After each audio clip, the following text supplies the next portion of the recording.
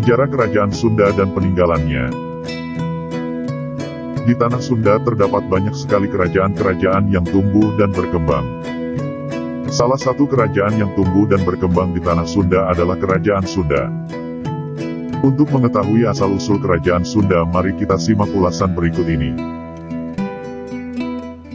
Sejarah nama Sunda pada Kerajaan Sunda. Berdasarkan fakta sejarah bahwa Kerajaan Sunda adalah pemecahan dari Kerajaan Tarumanegara. Pada tahun 670 Masehi peristiwa pemecahan itu terjadi. Hal ini diperkuat dengan sebuah sumber yang berasal dari berita Cina yang memberitahukan bahwa di tahun 979 Masehi menjadi tahun terakhir utusan Kerajaan Tarumanegara mengunjungi negeri Cina. Di tahun 679 Masehi, Tarusbawa, raja pertama Kerajaan Sunda, memberikan mandat kepada bawahannya untuk memberitahukan informasi tentang pengangkatan dirinya sebagai raja di Kerajaan Sunda. Tarusbawa sendiri diangkat menjadi seorang raja pada tanggal 9 bagian terang bulan Jesta tahun 591 Saka. Jika dalam tahun Masehi kurang lebih pada tanggal 18 Mei tahun 669 Masehi. Nama Sunda yang terdapat pada sebuah kerajaan tercatat dalam dua batu prasasti. Kedua batu itu ditemukan di lokasi yang berbeda, yaitu di daerah Bogor dan di daerah Sukabumi. Batu prasasti pertama ditemukan di Kampung Pasir Muara, lebih tepatnya di pinggiran sebuah persawahan yang tidak jauh dari lokasi prasasti Telapak Gajah. Prasasti Telapak Gajah adalah prasasti yang menjadi peninggalan Purnawarman. Batu prasasti yang ditemukan di Kampung Pasir Muara memiliki sebuah tulisan atau kalimat yang berisi 4 baris. Bos menerjemahkan kalimat yang ada pada batu prasasti itu. Ini tanda ucapan Rakrian Juru Pangambat, alam tahun, Saka Kawi Haji, 8 Panca, 5 Pasagi, 4 pemerintahan negara dikembalikan kepada Raja Sunda. Untuk membaca angka tahunnya dibaca dari kanan ke kiri, karena angka tahunnya memiliki corak sangkala. Dengan demikian, pembuatan prasasti tersebut pada tahun 458 Saka atau 536 Masehi. Dalam batu prasasti yang kedua terdapat gambar sepasang telapak kaki gajah, dan pada prasasti itu terdapat tulisan yang berisi, Jayavi Salasya Tarumendrasya Hastina Airafatabasya Fibatidam Padat Fayam. Jika diartikan ke dalam bahasa Indonesia berarti, dua jejak telapak kaki adalah jejak kaki gajah yang cemerlang, seperti Airawata kepunyaan penguasa Tarumanegara yang jaya dan berkuasa. Sebagai informasi tambahan, Airawata dalam mitologi Hindu adalah nama gajah yang ditunggangi Batara Indra. Ia adalah seorang dewa perang dan penguasa guntur. Sejarah terbentuknya Kerajaan Sunda.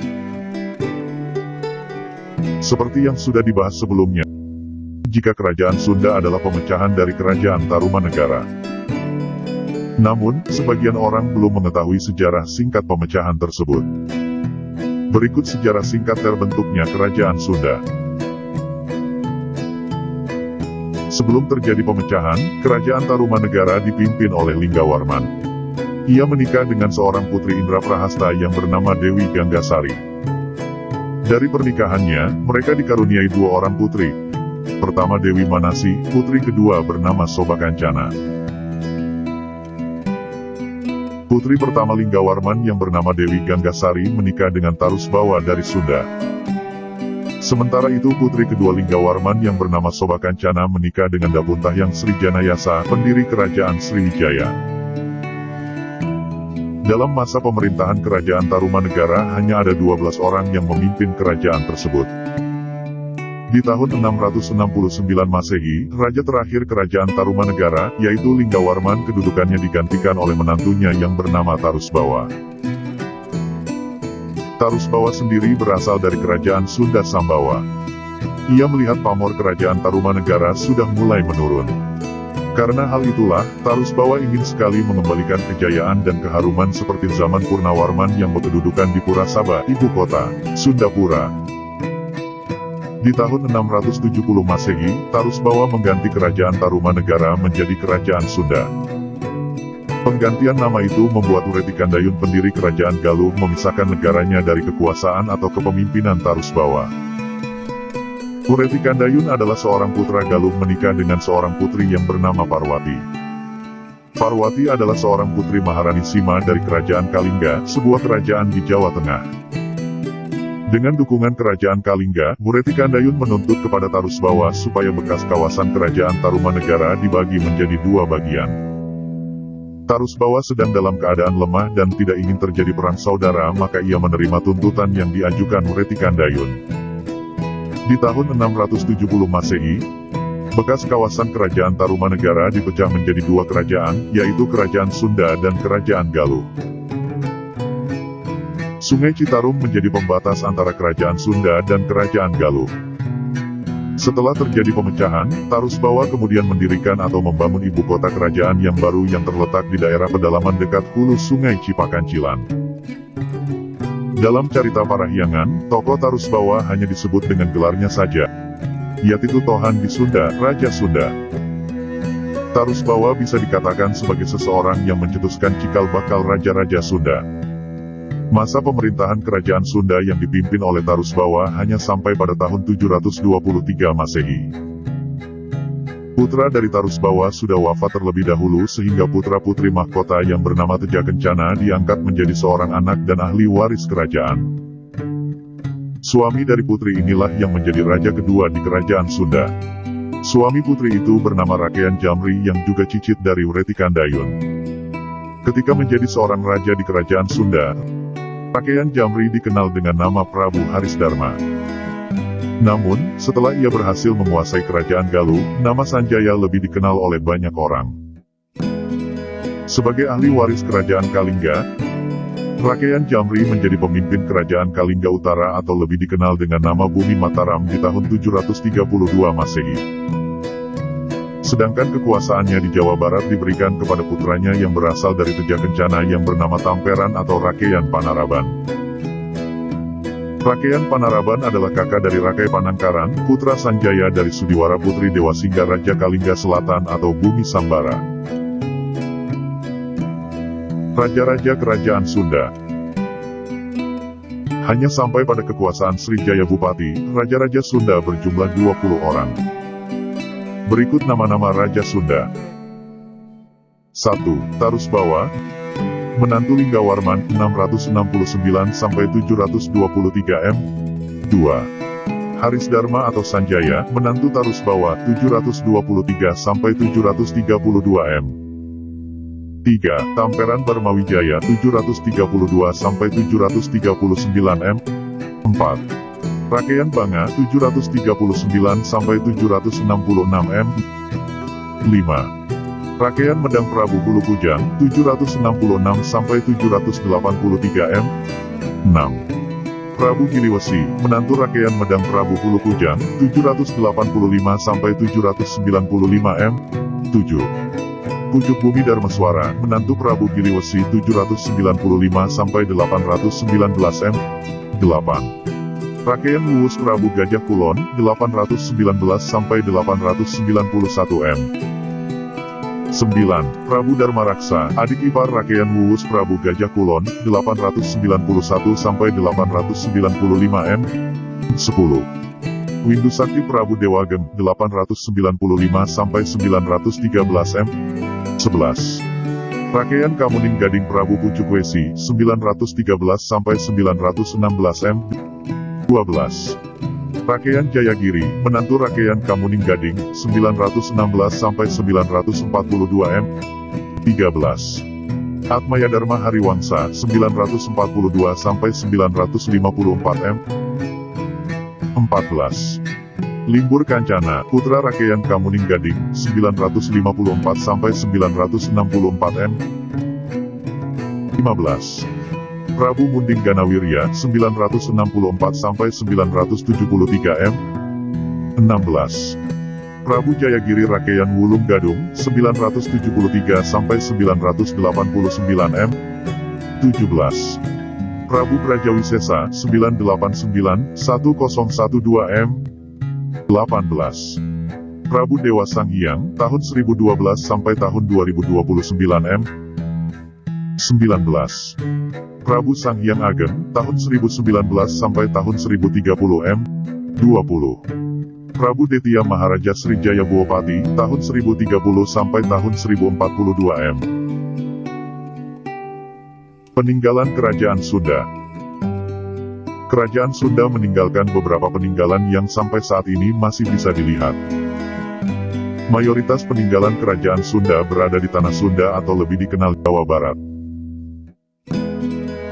Berikut beberapa peninggalan Kerajaan Sunda. 1. Prasasti Cikapundung pada tanggal 8 Oktober tahun 2010. Warga menemukan batu prasasti yang ditemukan di sekitar Sungai Cikapundung. Batu prasasti ini diperkirakan sudah ada sejak abad ke-14. Pada batu prasasti Cikapundung terdapat sebuah tulisan dengan huruf Sunda kuno dan gambar telapak tangan, telapak kaki, dan wajah. Kalimat yang dituliskan pada prasasti itu berbunyi, "Unggal jagat jalma hendap," yang jika diartikan berarti semua manusia di dunia akan mengalami sesuatu. Pada saat ditemukan, batu prasasti ini mempunyai panjang 178 cm, lebar 80 cm, dan tinggi 55 cm. Hingga saat ini, batu prasasti Cikapundung masih diteliti oleh para peneliti dari Balai Arkeologi. 2. Prasasti Pasir Datar. Tahun 1872 menjadi tahun ditemukannya Prasasti Pasir Datar. Prasasti Pasir Datar ditemukan di Cisande, Sukabumi, atau lebih tepatnya ditemukan di perkebunan kopi di Pasir Datar. Untuk menjaga keasliannya, prasasti ini dipindah dan disimpan di Museum Nasional Jakarta. Prasasti Pasir Datar terbuat batu alam. Sampai saat ini, isi atau pesan yang terdapat pada prasasti Pasir Datar belum ditranskripsi sehingga isi dan pesannya belum diketahui. 3. Prasasti Hulu Dayak. Terletak di pertengahan sawah di Kampung Hulu Dayak, Desa Cikalahang, Kecamatan Sumber. Namun, setelah terjadi pemekaran wilayah menjadi Kecamatan Duku Puntang, Cirebon. Sebenarnya warga setempat sudah lama mengetahui keberadaan batu prasasti Hulu Dayak. Namun, para ahli arkeologi dan ahli sejarah baru mengetahui letak batu prasasti ini pada bulan September tahun 1991. Setelah batu prasasti ini sudah diketahui oleh ahli sejarah dan arkeologi, barulah diumumkan atau diberitakan di media cetak. Pemberitaan tentang batu prasasti Hulu Dayak di media cetak terjadi pada tanggal 11 September tahun 1991, di Harian Pikiran Rakyat. Sedangkan Harian Kompas memberitakan berita ini pada tanggal 12 September tahun 1991. Prasasti Hulu Dayak memiliki 11 baris tulisan yang beraksara dan berbahasa Sunda kuno. Batu prasasti ini saat ditemukan mempunyai tinggi 75 cm, lebar 36 cm, dan 20 cm. Hal yang sangat disayangkan pada penemuan prasasti Hulu Dayak adalah kondisi batu prasasti sudah tidak utuh lagi. Hal ini mengakibatkan isi atau pesan yang terdapat pada batu prasasti ini sudah tidak bisa diketahui secara keseluruhan. 4. Prasasti Perjanjian Sunda Portugis memiliki bentuk seperti tugu batu dan ditemukan di Jakarta pada tahun 1918. Adanya prasasti sebagai sebuah tanda perjanjian Kerajaan Sunda dan Kerajaan Portugal. Perjanjian itu dibuat oleh utusan dagang Portugis yang berasal dari Malaka yang dipimpin oleh Henrique Lema. Perjanjian itu berupa kerajaan Portugis membawa barang-barang untuk diberikan kepada Raja Samian, Sang Hyang, yaitu Sang Hyang Surawisesa. Tempat untuk membangun benteng dan gudang bagi orang Portugis adalah lokasi prasasti ini didirikan. Setelah sekian lama terpendam, prasasti ini ditemukan kembali oleh para pekerja bangunan ketika sedang melakukan penggalian untuk membangun pondasi gudang di sudut Prinsenstraat, Jalan Cengkeh, dan Groenstraat, Jalan Kali Besar Timuri. Kedua tempat itu sekarang termasuk ke dalam wilayah Jakarta Barat. Untuk menjaga keasliannya, prasasti ini dibawa dan disimpan di Museum Nasional Republik Indonesia. Sedangkan sebuah replika dari prasasti ini bisa dilihat di Museum Sejarah Jakarta. 5. Prasasti Ulu Belu bisa dikatakan sebagai peninggalan Kerajaan Sunda. Prasasti ini diperkirakan sudah ada sejak abad ke-15 m tahun 1936. Prasasti ini ditemukan di Ulu Belu berada di Desa Rebang Punggung, Kota Agung, Lampung. Meskipun lokasi penemuannya di Lampung, tetapi prasasti dianggap sebagai peninggalan kerajaan Sunda. Hal ini dikarenakan wilayah kerajaan Sunda tersebar sampai ke daerah Lampung. Sejarawan juga meyakini aksara yang digunakan pada prasasti ini adalah huruf Sunda kuno. Dengan pernyataan yang diungkapkan oleh sejarawan semakin memperkuat kebenaran bahwa prasasti Ulu Belu adalah peninggalan kerajaan Jawa Barat. Prasasti Ulu Belu berisi tentang sebuah mantra permintaan tolong kepada dewa-dewa utama, yaitu Batara Guru, Siwa, Brahma, dan Wisnu. Bukan hanya kepada dewa-dewa utama, tetapi dewa penguasa air, penguasa tanah, dan penguasa pohon supaya menjaga keselamatan dari semua musuh. 6.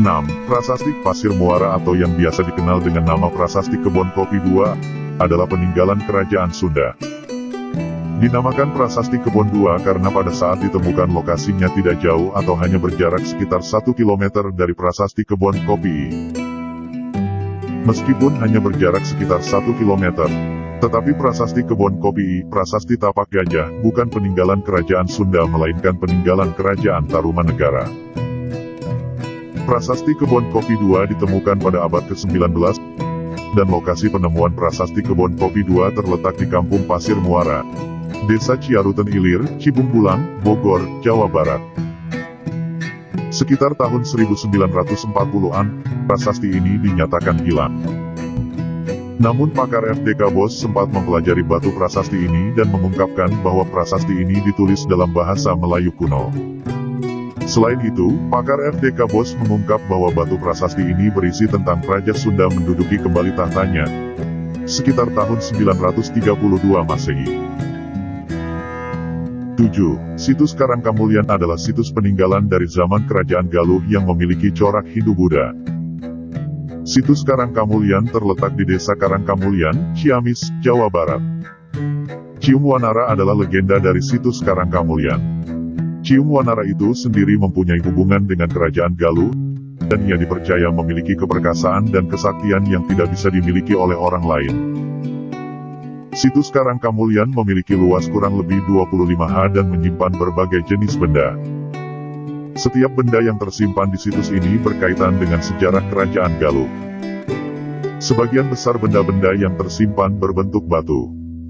Meskipun letak batu-batu ini berdekatan, tetapi tersebar dengan bentuk yang berbeda-beda.